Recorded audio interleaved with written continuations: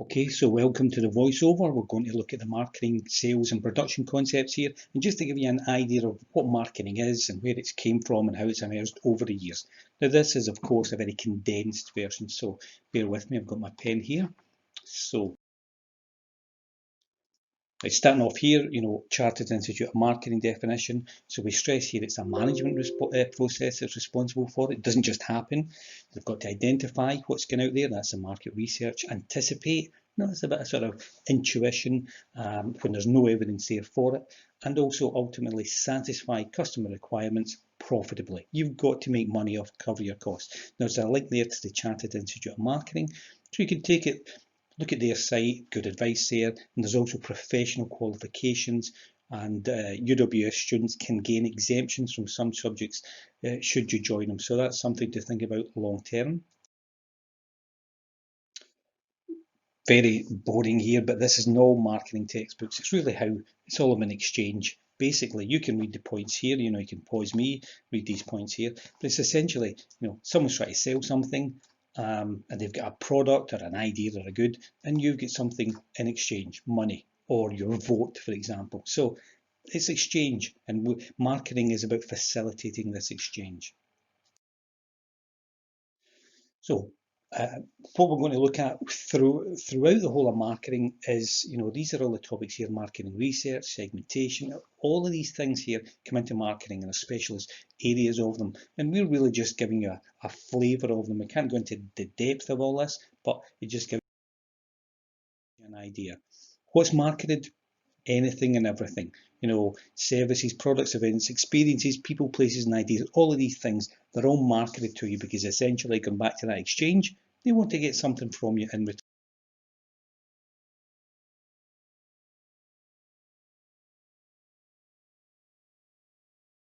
Kill you off. This one here is about really myths about marketing. Everybody's an expert in marketing because they see adverts here. So you see, strongly agree, somewhat agree. Pardon me. So marketing is about selling. Yes, selling's important, but it's not all about marketing. They persuade. They don't persuade. They just say, look, this is something you might like. Dealers' profits, increased prices. It's all about advertising, strategic planning. So this is what people think. Now, there's myths. That's not what marketing is about.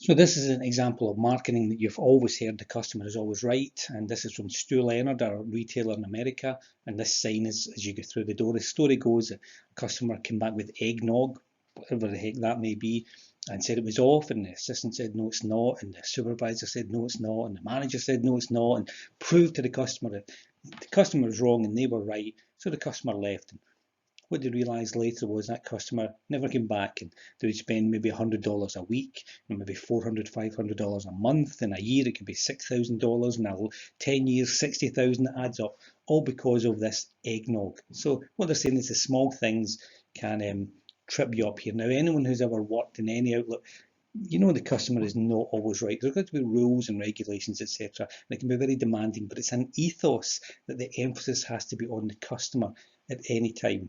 Now, you are students of UWS, so do you feel, first of all, there's a whole debate of whether you are a customer and whether you're always right. It's a tricky thing in education, can't always be applied here.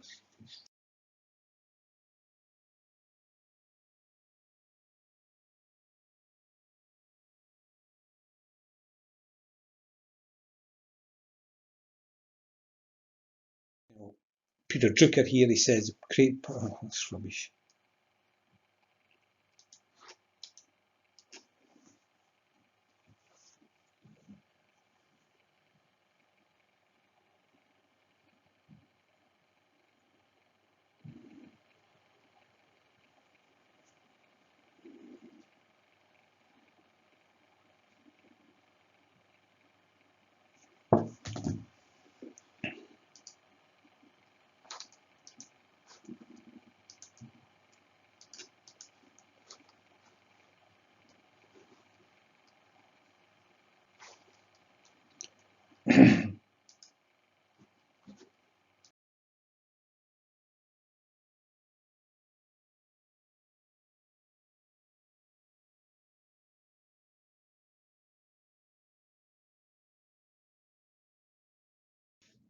Alternative definitions, you might hear the customer is king or queen.